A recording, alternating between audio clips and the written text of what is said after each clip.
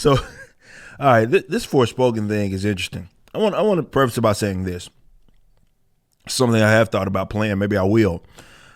I've seen videos and clips, some people talking about like the dialogue and stuff.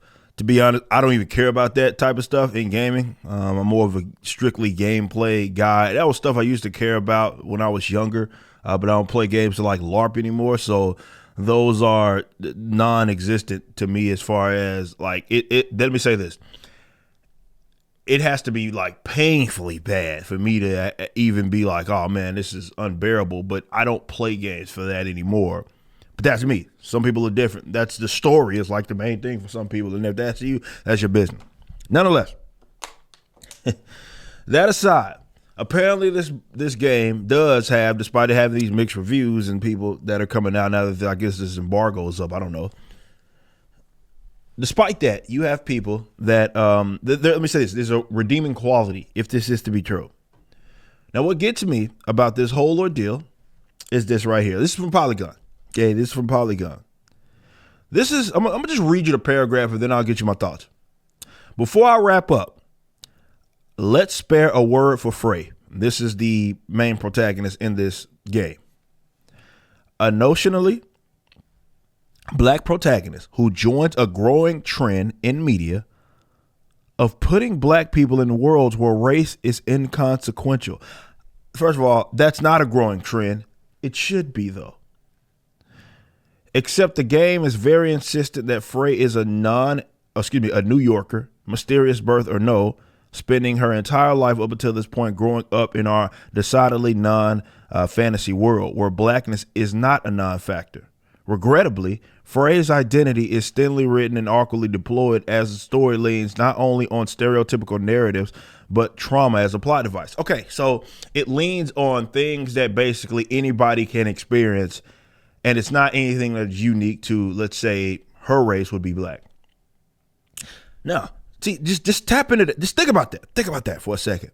This guy is griping. Remember, I know these guys like to act as if the folks that talk about quote unquote woke stuff are just seeing things, right? But when you don't have basically this narrative or this story that is beating you over the head and going through what that's more stereotypical, some sort of trope surrounding their blackness, if they are, that has to be part of the experience, right?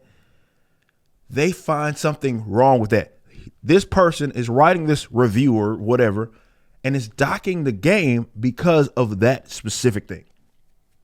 It taps you into the psyche of these games journalists, but it's not just them, but of what they see and why they have certain issues with it. Like this whole, it's a gaslight. Let's say that when you call what is happening, let's say in comics and movies and all this other nonsense where they hyper-emphasize people's race and stuff and they act like you're crazy. This tells it all because they're docking it for not having that present. Now look who wrote this article. It is Grayson Morley is who wrote this article. I don't know if I've ever seen a man that's whiter than that.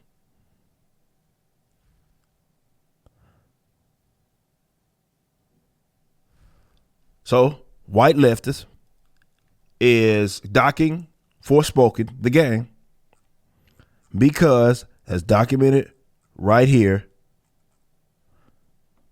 it's a black protagonist, and the race is inconsequential. That is a redeeming quality of a game. That right there in itself, that's how bad it's got, right? Because that in itself would at least intrigue me. That okay, you have this black protagonist, but they're not even. It's not a plot device. It just has nothing to do with the narrative. They're just going to go and they're going to have an existing black female character just be a black female character. Now, some of you guys may not like some of the voice acting and all that and dialogue and what have you. That's fine. And maybe that is up for dispute. However, that in itself, to me, definitely in American storytelling, that should be the basis of it. That should be it. That should be an effect that people dock you for. I mean, we've dealt with some of that with ISOM. People talked about, and I think I've covered some of that stuff on this channel, where you have weirdos who would insist that, well, ISOM is because we're not the ones hyper-emphasizing race or anything, then there's some sort of fundamental problem with that. Okay, because that should be the case, because it tells you that this is the problem. And you've heard me bring this up before. You look at the long, like in comic books, let's just use that as an example because it's unique to kind of my experience. You look at the long history and you'll see these characters that maybe are white that have been around for a long time. And the reason that is, some people would say, well, it's just because, you know, the times that they were created, that's why they justify tokenization. Because the times they were created, you know, they just weren't making a whole lot of, let's say, black characters or other characters. Therefore, you know, you got to race swap them. Though they've had this long period of time, and they have in some cases, to come up with interesting black characters. But you know why they don't stick, a lot of them. Same reason. It's usually this, is that they think them just being black is enough. And they think, well, that's something that is supposed to be interesting enough for people to go and support it. But it's not. You look at these white characters that have existed for forever. It's not that they're popular because they're white. No, I mean, you have, years, decades of growth. Spider-Man didn't start off as Spider-Man. X-Men didn't start off as X-Men. It took them almost 20 years to hit like the way they did, right? Going into the Claremont era with X-Men. Spider-Man didn't pop off immediately. Batman and Superman, none of those, like, this stuff took a while, okay? And then at some point they ended up sticking. Because they don't, only thing when you are a white, specifically a white male character that is created, there's no like social ill to fall back on.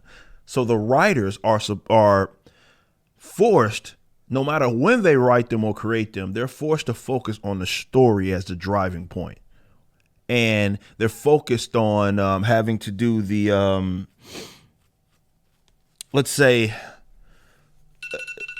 alarm's going off. My bad about that. But they're focused on the, like, making them interesting to the audience. That's it. That's all they have. No social ill, can't fall back on, well, this is going on. No, it's just, this is it. There's no social ill, no form of discrimination as far as like that it's race specific and all that. They can't fall back on that. They just, hey, we're just gonna make the character interesting. And that's often what you get. But when it comes to a lot of female characters, when it comes to a lot of non-white straight male characters, well, they lean into, and this is why a lot of them don't stick. I mean, a lot of white characters don't stick either, but a lot of these characters that they're creating don't stick because they figure, well, I'm just going to put them in there and I'm going to make them black, and that should be it. And then I'm going to have the narratives, even worse, I'm going to have the narratives be uninteresting and focusing on the fact that they're black, they are Asian, Hispanic, or they are, let's say, not straight. There are all these different things. Like, that is, nobody cares. I'm just being completely honest. Readers don't give a crap about that. So those that are doing elements of storytelling, even though, like, I play games to play games, right? I don't like the interactive movie stuff. I hate that that's kind of been a growing trend these days. I'm all about gameplay for me. But that is a element of storytelling. Like, that's a medium where stories are told.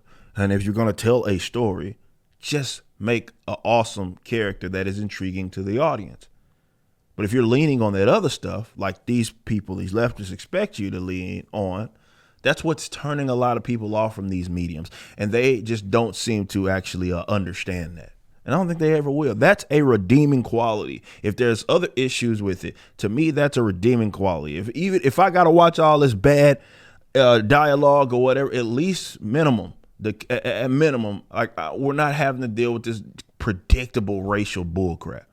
And this is how characters also stick around, because you take a character that people may find intriguing, a character that people want to learn more about, right?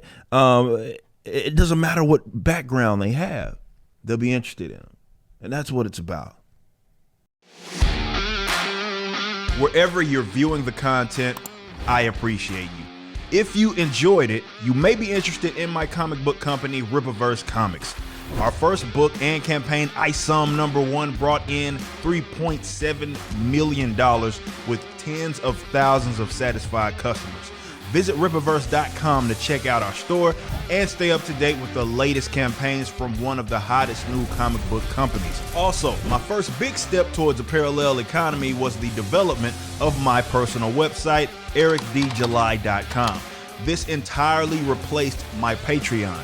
Now, if you enjoy this content, please consider becoming a member over at the website. We have an ever-expanding list of perks for various membership tiers, a forum, and a phone app. Some of these perks will even benefit you if you're fans of the Rippaverse. Anyway, I appreciate you so much for being a supporter and or customer. I even got a little love for my haters.